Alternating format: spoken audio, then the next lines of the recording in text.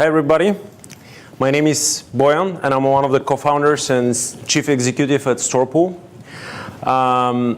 And we're going to do kind of a brief introduction of our company. So I'll directly jump into it. StorPool is a block storage software company. So we ship software, scale out, and we focus on primary use cases that are usually flash systems. That's everything that requires incredible performance at very low latency. However, as Steven mentioned, we're not the typical Silicon Valley company. We're a company that was envisioned in 2011, late 2011. And our origin was from doing high-performance networking software. And we were talking to a number of companies, mostly enterprises like banks and some service providers like cloud and hosting. And back then, their number one problem was storage.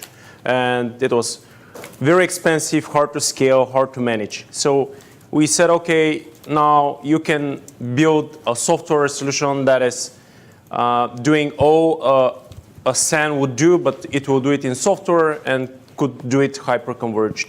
So that was before software-defined storage, or as we call it, marketing-defined storage was a thing.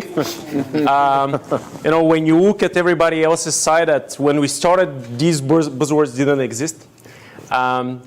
So a couple of years later, there were a crop of vendors that were doing software-defined storage, and everybody's website was the same. It's 70% TCO, it's fast, it's cheap, it's scalable, you name it. And most of these things were slideware and were just marketing. So we call a lot of the product that we saw in that group in the early days marketing-defined storage.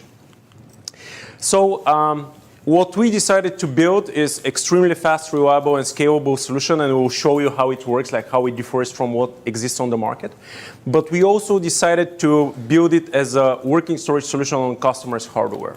That means that we deliver it as a fully managed solution on-prem for customers.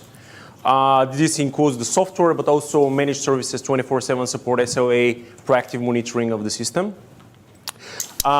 Because we are a software vendor, customers pick hardware themselves, but usually we recommend on given hardware configurations or hardware components, so they can have a fast and reliable system that's not reusing 10-year-old servers, so it gives you inconsistent performance. So we have that component of hardware compatibility, or we can deliver a pre-integrated solution with some of our partners. One of the unique things, and there are several unique things, but one of the unique things is storage solution that we call, excuse the buzzword, software-defined 2.0, is a shared storage system that can be as fast or faster than local SSD. And that's very distinctive offering on the market. To achieve that, we've basically developed everything from scratch.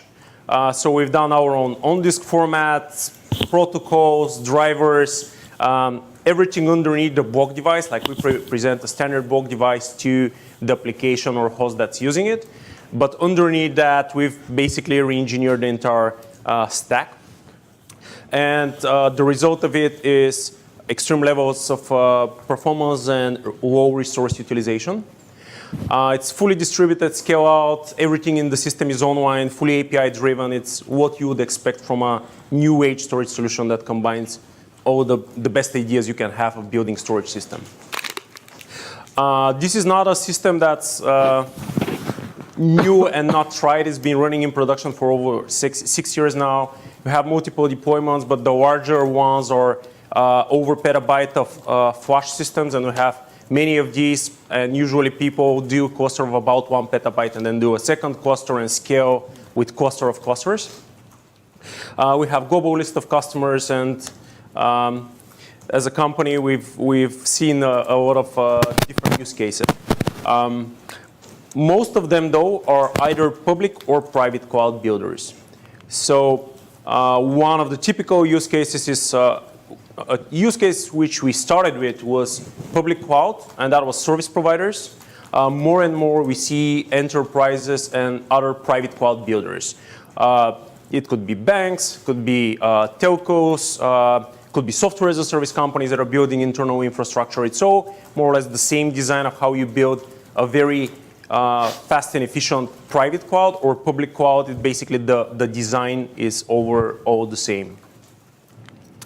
The typical use cases are anything that has to do with VOC. Usually virtual machines or databases, databases in virtual machines, VDI, everything VOC. The typical thing that we replace is all-flash SAN or all-flash arrays or other inferior storage software. And we'll show the performance characteristics that we achieve and why people switch. It will become apparent when my colleague Boyan shows the system and what we can do. And we have a brief example of a typical system that we deliver nowadays. Like a couple of years ago, it was all SSD systems, usually SATA SSDs for us because we deliver extreme levels of performance with standard SATA SSDs, data center grade. But for the last year, about a year, pretty much all new systems we deliver NVMe powered. So that's system, shared storage system that does 100 microseconds latency easily or less than that. It delivers million IOPS per node, and it's a scale-out system. So if you have 10 nodes, that can deliver 10 million IOs. And if you push it really with a high Q depth, so it can saturate the system, the latency at 10 million IOPS is like very, very low. It's like 300 microseconds under heavy load. It's a feature-rich. It's not performance at the price of simplicity and no data management features. So we have quality of service, API, full end-to-end data integrity, which is unparalleled on the market in its extent and coverage of the data. Snapshots and clones, we have backup and disaster that are built in the product, and so on. Fully managed service, and then even then, like this whole offering has TCO that is extremely competitive on the market. We haven't seen something that has this performance characteristics that is able to deliver this level of performance. So that's a very brief overview of what we do. And since the audience is rather technical, I'll kind of pass it on directly to my colleague Boyan. Before you do that, can you just say what the normal sort of channel for selling and the sort of the deployment models, and if you're working with vendors to ship hardware and things like that? When we started, most of the customers that we had were direct sales. So we are slowly transitioning. Still, the majority of the customers that we have are direct. We're switching to more packaged solutions. So for us, it's easy to do hyper-converged solutions, standalone storage systems that are very fast, and usually that is split, like our customer base is split between 50-50 hyper-converged solutions and standalone solutions. Most of them are direct with hyper-converged solutions and packaged systems. We are seeing growth with kind of reseller base. So we're moving more and more to companies that are either taking the software to do solutions, kind of in a packaged way, or we have companies that are building platforms based on our software. Okay. Any other questions? How are you guys licensed, like per gigabyte per month kind of? Yeah, the typical, so we have, that's a very good question. Thanks for that.